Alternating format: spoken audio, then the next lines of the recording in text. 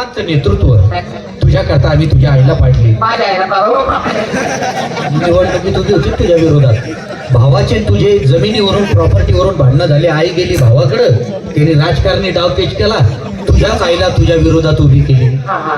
तरी पण आम्ही तिला पाडली.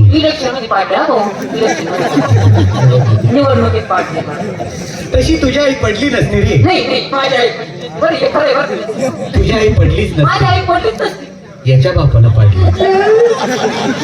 काही वेळेस पाठिंबा काढून घेतला, मत फुटल्या गेली. असं काय करतो बाबा? लोकांचं काय खरं राहिलं? दारू एकाचं पितात, मटण एकाचं खात्यात, पैसा तिसऱ्याचं घेते तर चौथ्यालाच निवडून देते.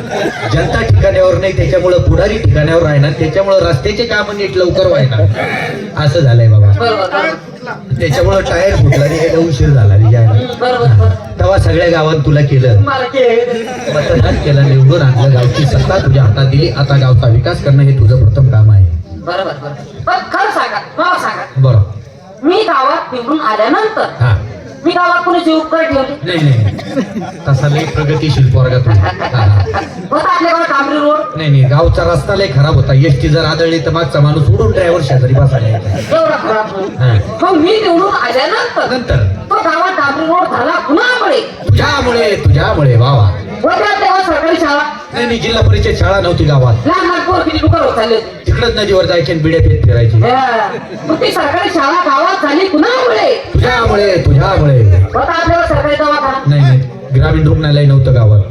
म्हातारी माणसं आजारी पडायची, लहान लहान मुलं तालुक्याच्या गावात जायचे, डॉक्टर नको तेवढी फी घ्यायचे, मेडिकलचा खर्च वेगळा, पण दवाखान्याचा खर्च वाचवला ग्रामस्थांचा. मग ते ग्रामीण रुग्णालय गावात आलं कुणामुळे? तुझ्यामुळे. होती आपल्या गावात नवी योजना, पाण्याची सोय होती. पाणी आणलं दुरून गावात पाईपलाईन करून, तेवढं मात्र बरोबर. गावात कसं बाबा आता पिकं चांगल्या यायला लागले पाणी असल्यामुळे, म्हणजे आर्थिक दृष्ट्या गाव सुधारलेलं आहे सध्या. काही ना काही गावात काम केलंच पाहिजे. मग ती नवी योजना गावात आली कुणामुळे? तुझ्यामुळे. तो गावकऱ्याचा प्रश्न थोडासा बाजूला ठेवा. बरोबर. तुमचे लग्न तरी होत होते? गावात एक नंबरचे टुकार पोरं आम्ही, ना मला कोण पुरी द्यायची? चांगल्या पोरांना पुरी भेटाना. एवढा तरुण पोरग तरी मी पोरगी देत नव्हती.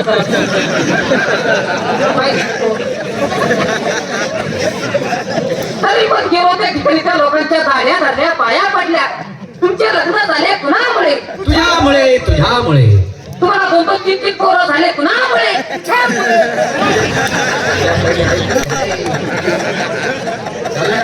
तुला त्यात पैसे देऊन घोषणा लावायला लावल्या. मला वाटतं बरं गावचा विकास करतोय.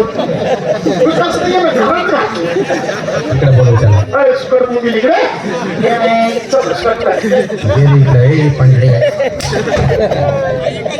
अरे आराम करा.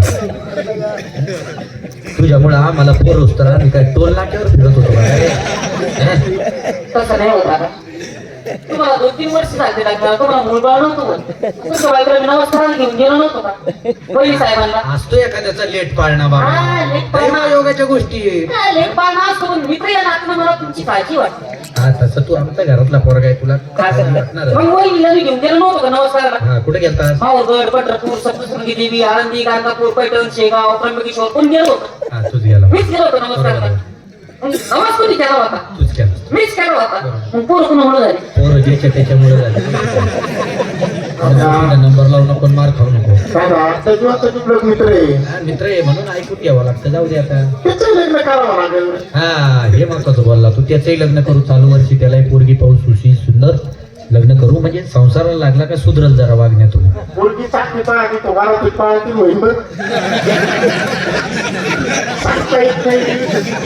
दिवस गेले तर कशी भेटती का नाही भेटती असं. सांगता येत नाही. समजा गाव दादा त्याला जर समजा मुलबाळ झालं नाही मग काय करायचं? काय अभद्र बोलतो गाडवा मित्राबद्दल. अरे मित्राबद्दल असं बोलू नये बाबा.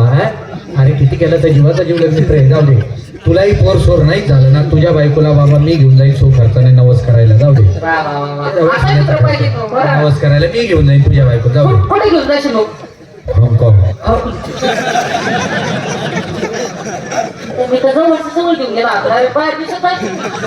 हाँगकाँग. तिथं कोणता देवी? देव नाही तिथं, बाबा आहे.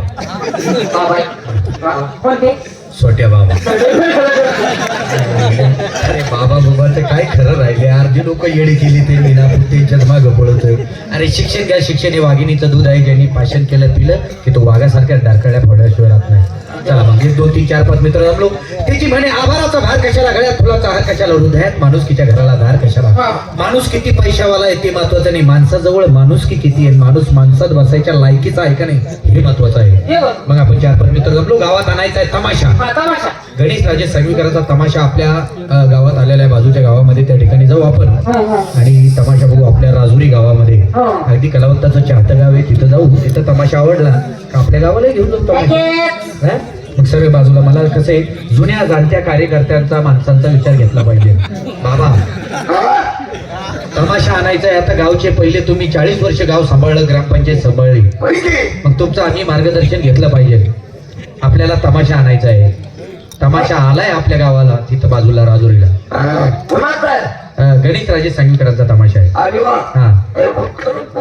चांगले पोरं. हा ऐकलं का तुम्ही, चांगला कार्यक्रम आहे.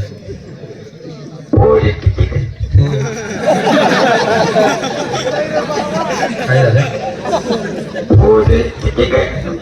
मला वाटलं बाबा तुम्ही ढोलकीवाले विचारसान, गायक विचारसान, तिकडे वाजवणारे किती, तुम्ही तर ढोलकीवाले विचार पुरी विचारले.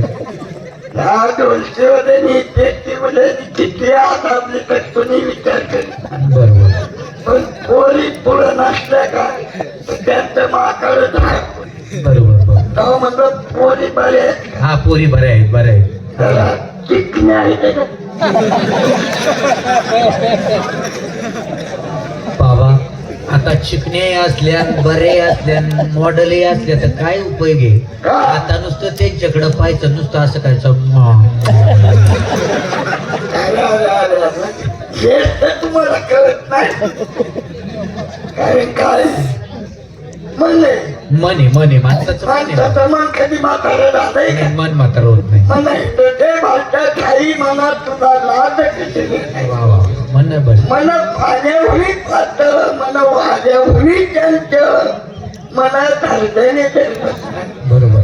अरे पोरं हो, जवानी जवानी के साथ चली जाती है, बरोबर.